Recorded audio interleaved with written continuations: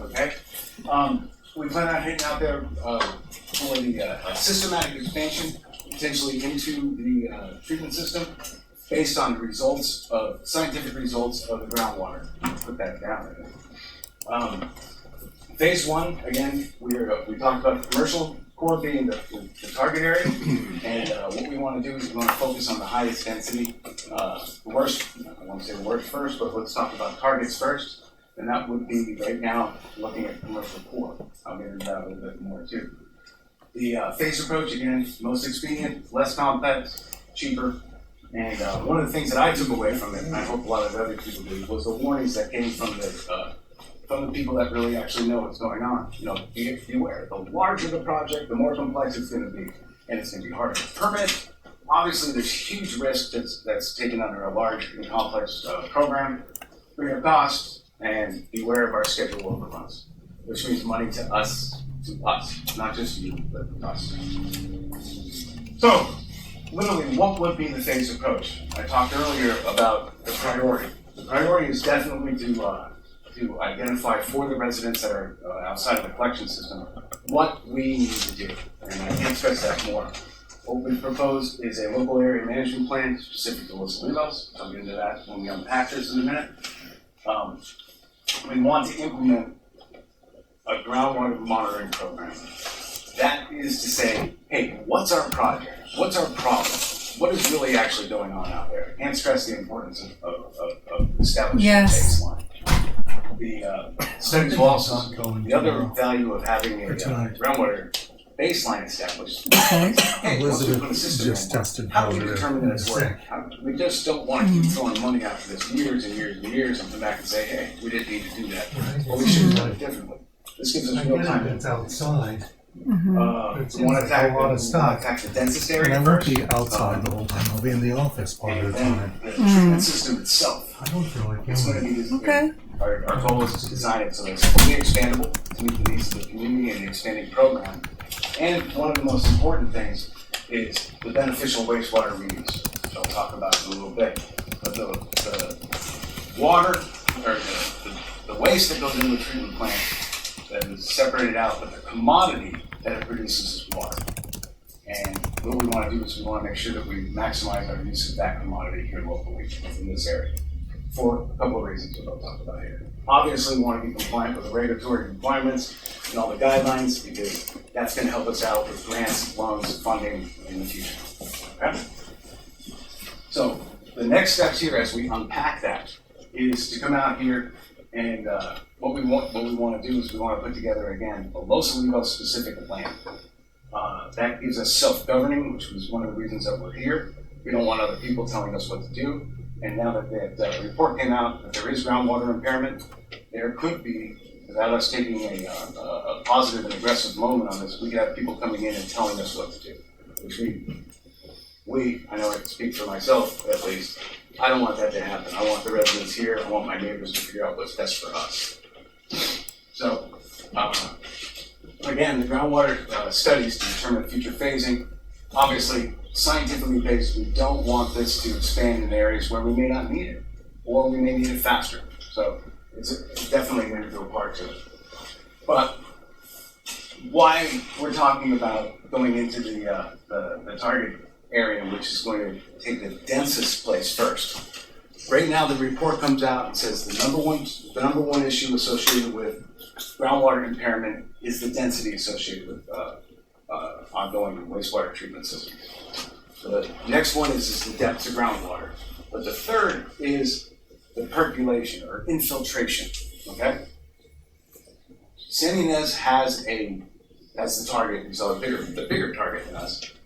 But why would they have that since they already have sewer over there? Okay? What we're seeing there is this sewer takes it, the collection system takes it and ships it down the Sulpham to their treatment plant, and the water goes out. Okay?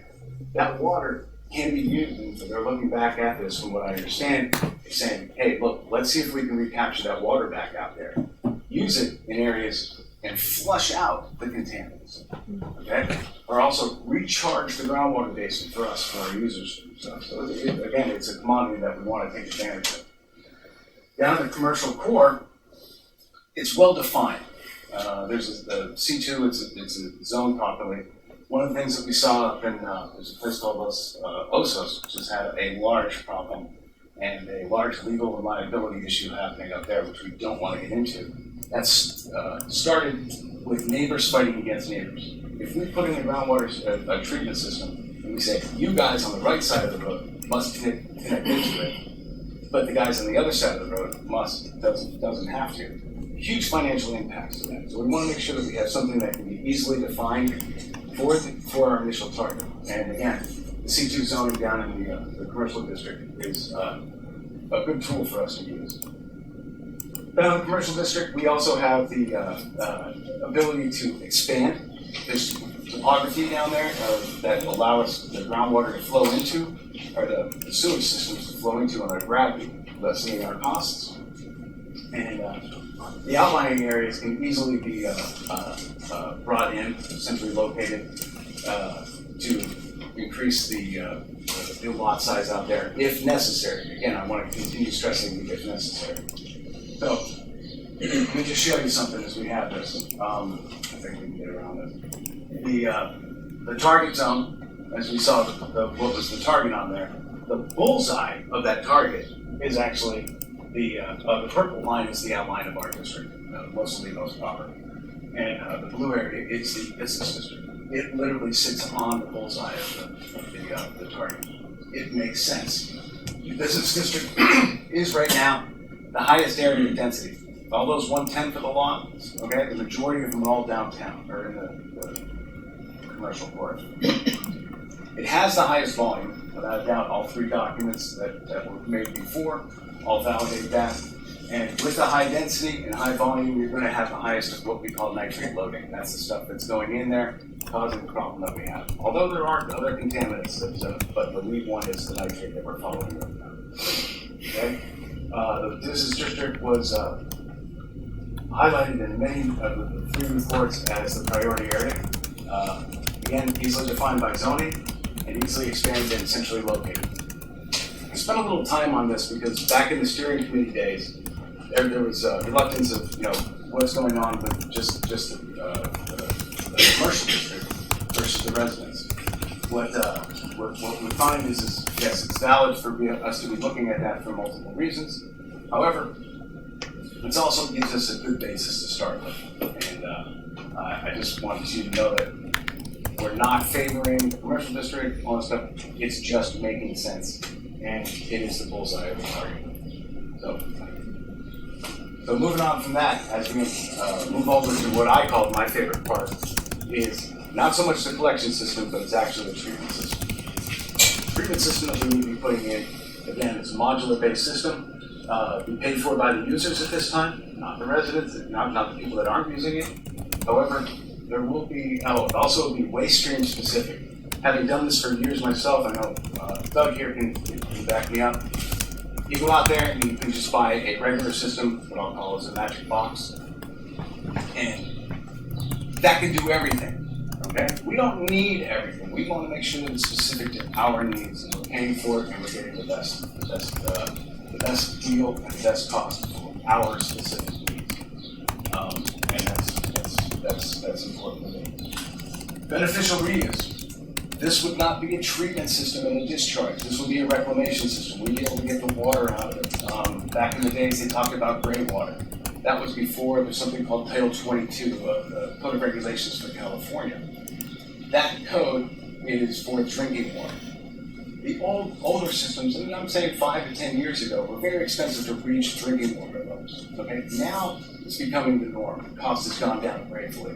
We would most likely, and I'll just probably come out and say it, that we're very much interested in making sure that it's Title II compliant drinking water standards, so it can be injected for beneficial reuse into the aquifer. Okay, that takes us one step ahead of gray water. That means it can be used for irrigation straight across the board. It's wonderful. And again, I can't say more about the potential for us to inject gravity feed of some sort in from a well. It's not so much a percolation pond, but more of a well system or gallery type situation, and actually be able to flush out the contaminants, which will help us not just in that area, will help us everywhere downstream in our residential areas to reach lower levels. as fast as possible. Something that the other people don't have right now, and they wish that they had. So we're looking forward to moving into that, get the best bang for our buck. Okay? Obviously, we designed for expansion into connection as the other parcels come rolling in. Again, if necessary, that will be based on groundwater. One of my favorite things that came out of this is we were asked to continue to look at the regional option. Okay? The regional option would be bringing it down to Slovak. With the design that we have in mind, we'd be able to literally turn the valve, and it can easily be hooked up to a regional connector. It will be designed for that so that we'll have the connections available for it. And so we're literally looking at what I consider the phase 3 of this. We're consolidating all these options out here to a single solution for us best so far. Again, there's still a lot of work to do. So, obviously, it complies with regulatory requirements and guidelines. It's not actually obvious. But working with the Regional Water Control Board and the County EHS, they are all behind this solution. And they feel that's best. So we have a good start to make sure that we have all the approved and the regulatory requirements. Now, that's